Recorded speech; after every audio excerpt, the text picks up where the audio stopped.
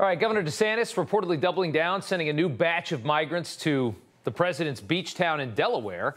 That's the big story today for the president, working to, destroy the fabric of this country in the name of open border globalism. A president who's never once visited the southern border. Biden will soon get to experience what he's done to Texas and Arizona.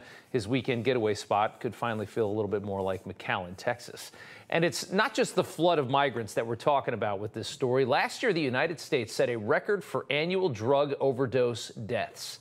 Of the 107,000 overdoses in this country, 71,000 due to fentanyl, which is now the leading cause of death in the United States for adults aged 18 to 45. Fentanyl kills more 18 to 45 than anything else.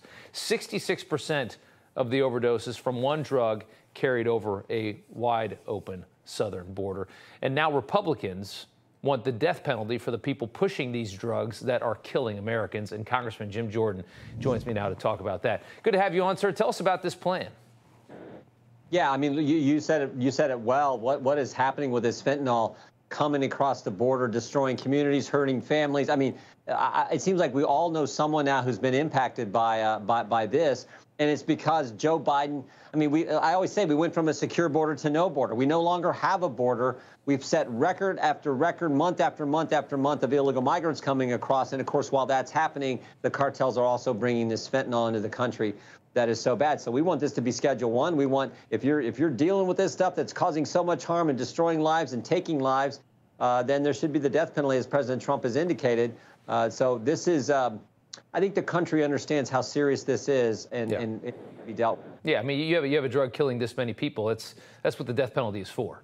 You could save tremendous amounts of lives if you can force people to think twice before they push this stuff. If they think, oh, I might get the electric chair if I bring this into the country, they think twice, and that's how you remove a lot of that incentive. More than 2 million migrant encounters in the fiscal year. It is a new record, 2 million. That's like 3 congressional districts.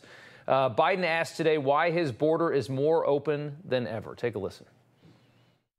There are fewer immigrants coming from Central America and from Mexico. This is a totally different circumstance.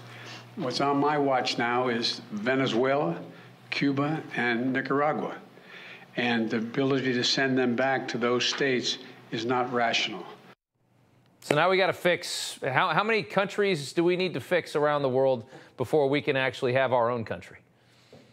I mean, but the bottom line is the reason so many are coming is because Joe Biden has said, just come on in. I mean, think about it. The 3 big policies he changed. So when someone comes now, they know they won't have to remain in Mexico because he got rid of that. They won't have to get over the wall because he stopped building that. And they won't deport it because he stopped doing that. So they know that if they come here, they're going to get in our country, and they're never probably going to have to actually show up for a court date. Yeah. So why this record number? Because Joe Biden announced on day 1, come on in. You won't have to get over a wall. You won't have to stay in Mexico. We won't deport you. If that doesn't send a message, I don't know what does. And until that changes, they can do any and everything they want. It's not going to impact and affect what's going on at our border and what has been happening month after month after month. Right. The new news today that there's going to be a class action lawsuit allegedly coming from the migrants that were sent to Martha's Vineyard. In reality, these are the attorneys that are going to these people and saying that they want to file a lawsuit. The migrants themselves, I'm sure,